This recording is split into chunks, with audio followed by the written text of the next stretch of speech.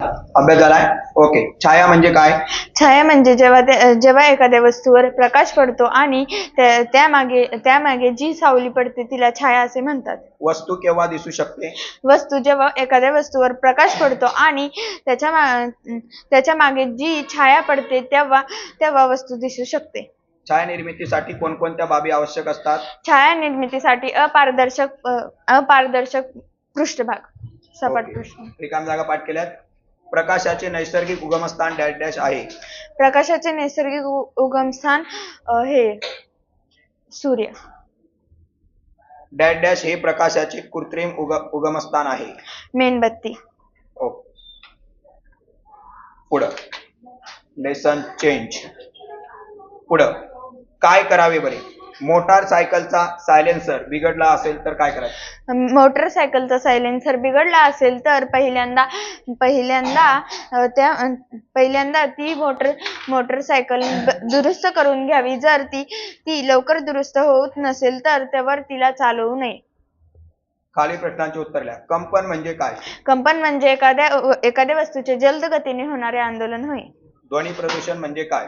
ध्वनी प्रदूषण म्हणजे कानाला त्रासदायक वाटणाऱ्या आवाजाला ध्वनी प्रदूषण असे म्हणतात. ध्वनी प्रदूषणावर रोखण्यासाठी कोणती उपाययोजना कराल? ध्वनी प्रदूषण रोखण्यासाठी गाड्याचे हॉर्न आपल्यापुरतेच मर्यादित ठेवावे. टीव्ही, रेडिओ यासारख्या गोष्टी आपल्यापुरत्याच असाव्यात. ओके. खालील प्रश्नांची उत्तरे द्यायची. साधी यंत्रे म्हणजे काय? साधी यंत्रे म्हणजे ज्या यंत्रांमध्ये एक किंवा दोन भाग जोडलेले असतात त्यांना साधी यंत्रे असे म्हणतात. यंत्र वापरण्याचे फायदे.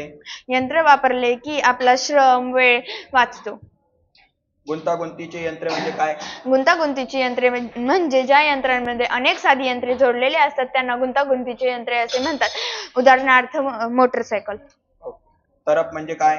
तरफ म्हणजे तर्फेचे 3 प्रकार आहेत. टेकू, बल, भार होय. बर. साधी यंत्र आपल्या घरामध्ये पण काय असतात? बरोबर ना? उपलब्ध असतात. ओके. चला. ऊर्जेची विविध रूपे कोणती? ऊर्जेची विविध रूपे सौर ऊर्जा, यांत्रिक ऊर्जा, विद्युत ऊर्जा इत्यादी होय. ऊर्जा बचत का करावी? ऊर्जेची बचत का करावी? कारण ती काळाची गरज आहे. जर आपल्याला साध्या गोष्टींसाठी ही ऊर्जा लागते. उदाहरणार्थ स्वयंपाक. हरित ऊर्जा कशाला म्हणतात? हरित ऊर्जा म्हणजे ज्या ऊर्जांमध्ये मोनोडायऑक्साईड, कार्बन डायऑक्साईड यासारखे हानिकारक ऑक्साईड असतात यांना हरित ऊर्जा असे म्हणतात. विस्थापन झाले असे केव्हा म्हणता येईल आपल्याला? विस्थापन झाले असे केव्हा म्हणता येईल? जेव्हा मूळ जागेवरून वस्तू विस्थापित होते तेव्हा विस्थापन झाले असे म्हणता येईल. व्हेरी बरोबर. चला पुढचा लेसन. 10वा. स्नायुबल आणि यांत्रिक बलातील काय वेगळेपण असेल? स्नायू बलाला शरीराची ऊर्जा लागते व यांत्रिक बलाला यंत्राची ऊर्जा लागते. घर्षण बल आणि गुरुत्वीय बल. घर्षण बल 2 पृष्ठभाग जेव्हा एकमेकांवर घर्षण करतात तेव्हा घर्षण बल निर्माण होते. गुरुत्वीय बल म्हणजे जेव्हा पृथ्वी आपल्याकडे वस्तू खेचते तेव्हा गुरुत्वीय बल निर्माण होते. व्हेरी. शेवटचा लेसन नंबर लाय. आंदोलित गती आणि रेषीय गती. आंदोलित गती आणि रेषीय गती.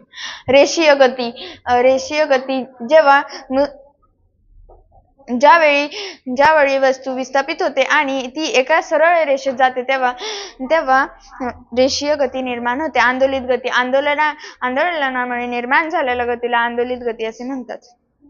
उदाहरण द्या. एक स्पष्ट करायचंय. रेषीय गतीचं हेच सर आता सांगितलं. प्रत्येक एक उदाहरण देऊन तुमचे मत स्पष्ट करा. बरोबर ना?